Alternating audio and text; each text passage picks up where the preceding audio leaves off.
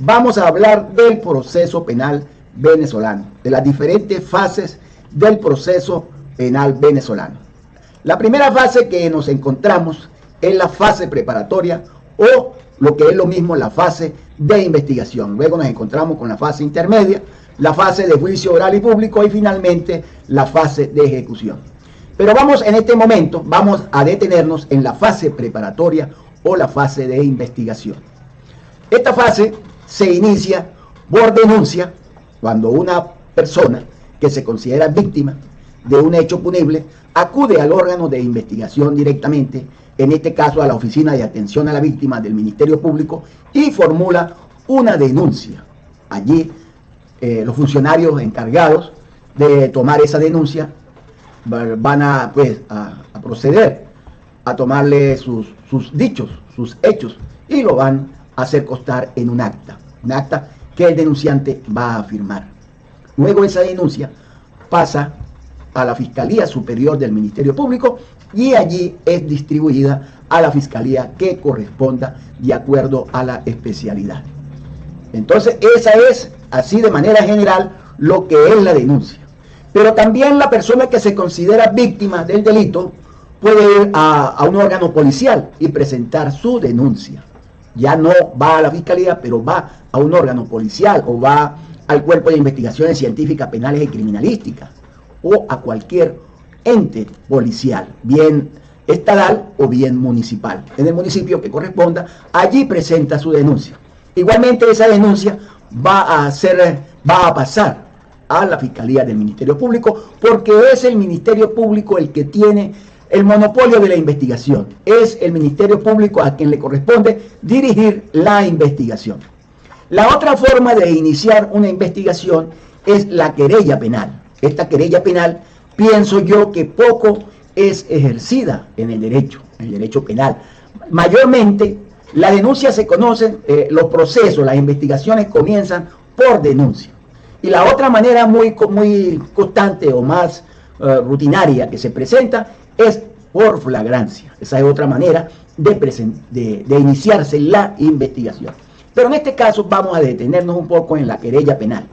La querella penal se inicia por instancia de la víctima. La víctima contrata a un abogado privado y le da un poder al abogado para que el abogado ejerza esa denuncia, vamos a decirlo así, pero ya sabemos que se llama querella. El Código Orgánico Procesal Penal la establece esa figura como querella penal. Entonces, la víctima que se considera que es víctima, valga la redundancia, y un hecho punible, entonces contrata a un abogado, le da un poder para que interponga esa querella penal ante el Tribunal de Control. Ahora, ese poder debe ser especial, ese poder debe ser específico.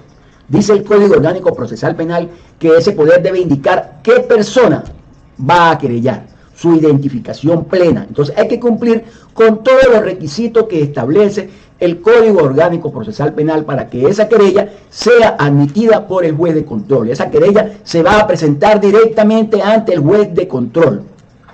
Debe reunir con todos los requisitos, vuelvo a repetir, que establece el Código Orgánico Procesal Penal. Por eso ese poder que otorga la víctima al abogado de su confianza, al abogado privado, no puede ser un poder general. El poder tiene que ser especial, directamente. Allí debe mencionar la persona que va a querellar. Inclusive debe mencionar cuál es el delito. Debe ser específico, lo ha dicho la Sala Constitucional. Un poder general no sirve.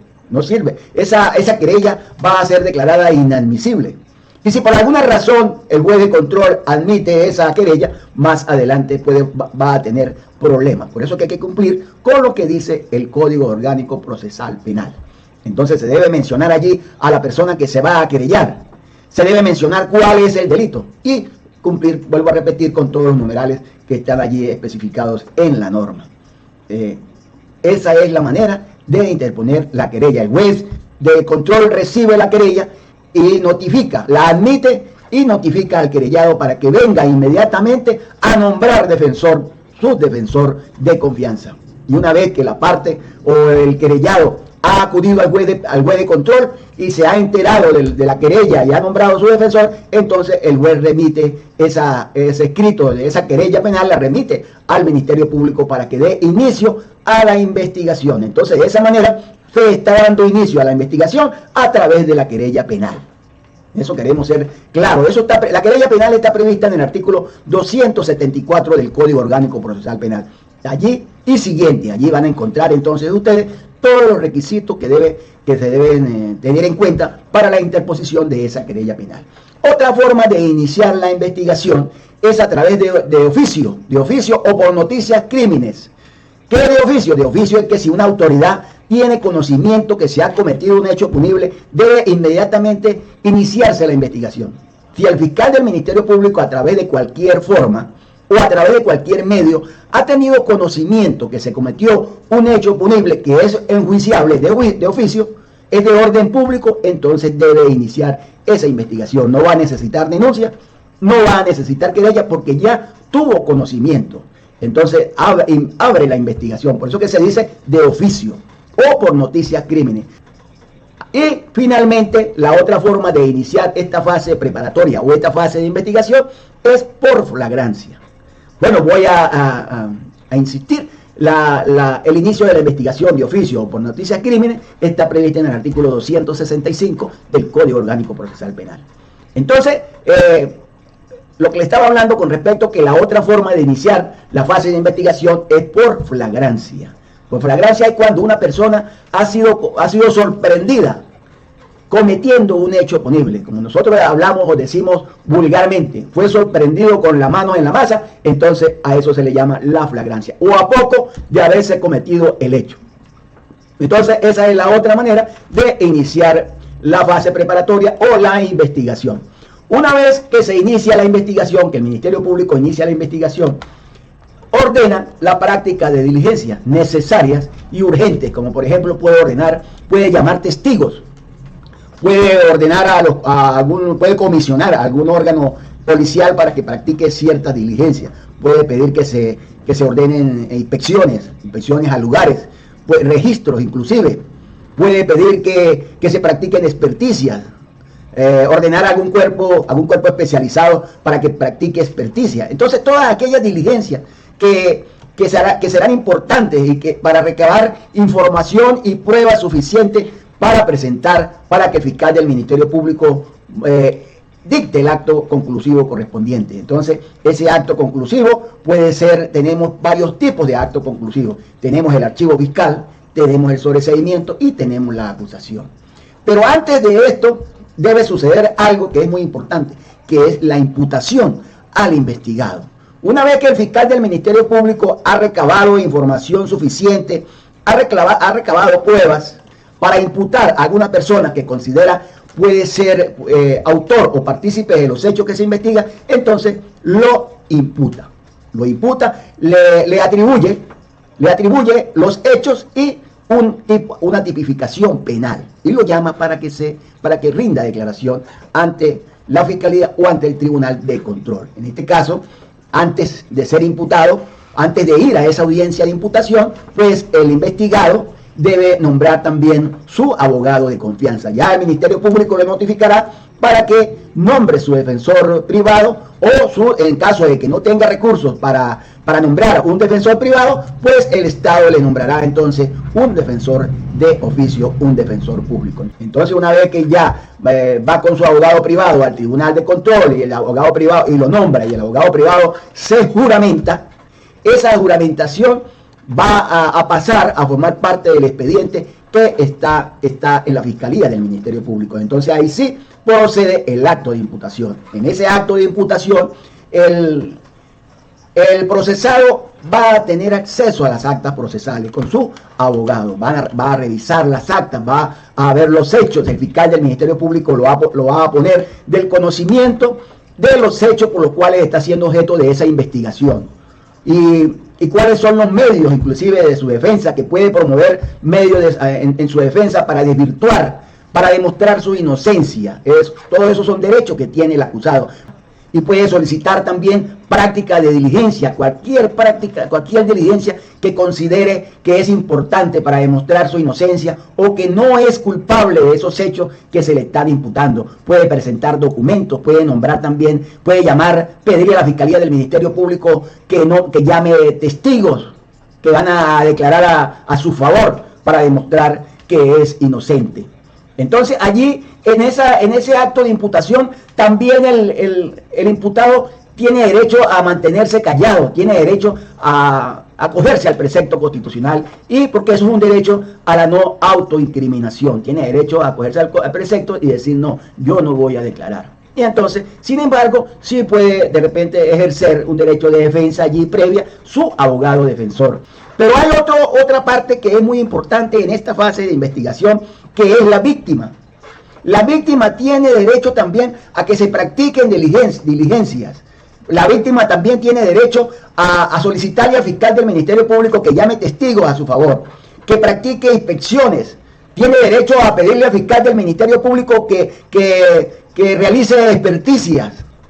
Y en fin, todas aquellas diligencias que considere son importantes, bien diligencias normales o diligencias especializadas, llamar expertos, llamar psicólogos, llamar todas aquellas personas que pudieran de alguna manera colaborar con la investigación y la búsqueda de la verdad. Es muy importante esta participación de la víctima en el proceso. La víctima tiene derecho en ese proceso a hacerse asistir o representar por un abogado de confianza. Siempre la norma y siempre se ha sostenido que la víctima la representa en principio el Ministerio Público. La víctima está representada por el Ministerio Público, pero sin embargo ello no es un obstáculo para que la víctima nombre un defensor privado, un defensor particular, que lo represente en todas estas etapas de la investigación. A mí me parece muy importante. Yo, por ejemplo, personalmente he participado como acusador en varios procesos y me parece que es una figura o una forma de proceder muy importante.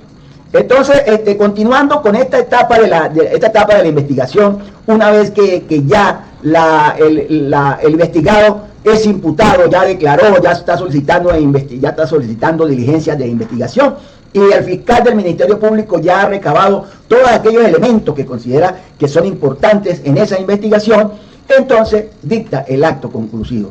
El acto conclusivo, tenemos tres tipos de actos conclusivos. No todo el tiempo el fiscal del Ministerio Público tiene que acusar, no. Entonces por eso tenemos tres tipos de actos, se le llama acto conclusivo. Es cuando ya el fiscal del Ministerio Público considera que ya ha realizado y que ha terminado esa investigación. Tenemos el archivo fiscal, artículo 297 del Código Orgánico Procesal Penal. Tenemos el sobreseimiento y la acusación fiscal, artículo 308 del Código Orgánico Procesal Penal. Si el fiscal del Ministerio Público, una vez realizada esta investigación y recabada toda esa información que logró, valga la redundancia, recabar durante esa investigación, observa que no tiene suficientes elementos o no tiene suficientes pruebas para sostener una acusación, pero tampoco tiene suficientes elementos o suficientes pruebas para sostener un sobreseimiento. O sea, pienso yo que hay una duda, muchas dudas. O sea, no tiene suficientes soportes ni para sobreseer ni para acusar.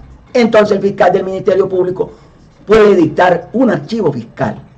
El archivo fiscal no quiere decir que ha finalizado la investigación.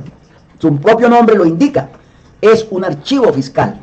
Ese archivo fiscal, antes se le llamaba, en el Código de Enjuiciamiento Criminal, antes del Código Orgánico Procesal Penal, se le llamaba averiguación abierta. Un archivo fiscal que está allí, que va a permanecer allí por algún tiempo, pienso yo que mientras alcance o supere el lapso de la prescripción. Si durante ese tiempo el fiscal del Ministerio Público logra obtener una prueba fundamental, puede reabrir esa causa.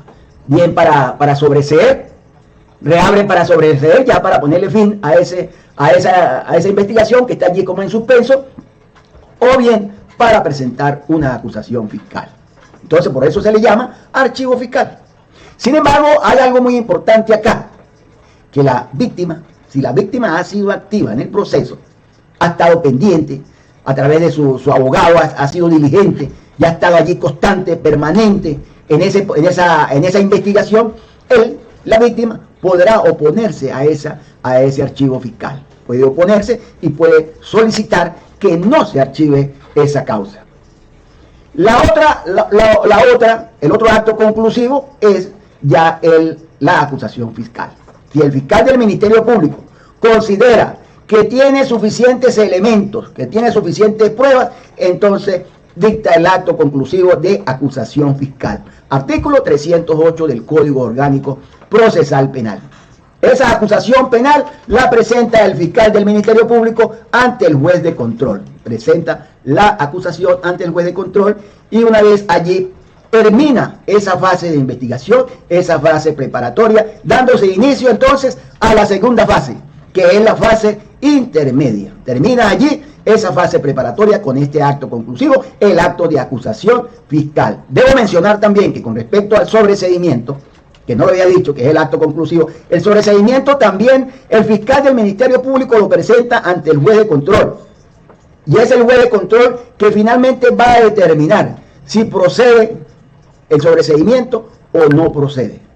Si la causa es compleja, el juez de control llama a una audiencia, llama a las partes, llama a las víctimas para celebrar una audiencia especial donde se va a debatir ese sobreseimiento y la víctima puede participar. Miren ustedes lo importante que es cuando la víctima tiene un abogado particular, además del Ministerio Público. Si la víctima tiene un abogado particular, va a tener bastante peso, mucho peso va a tener como interviniente en ese proceso penal. No es igual, le voy a ser sincero, no es igual que la víctima esté solo representada por el Ministerio Público o que tenga su abogado. Porque imagínense ustedes si la víctima solo está representada por el Ministerio Público y el Ministerio Público presenta una acusación, entonces no va a tener ese contrapeso que revise ese sobreseimiento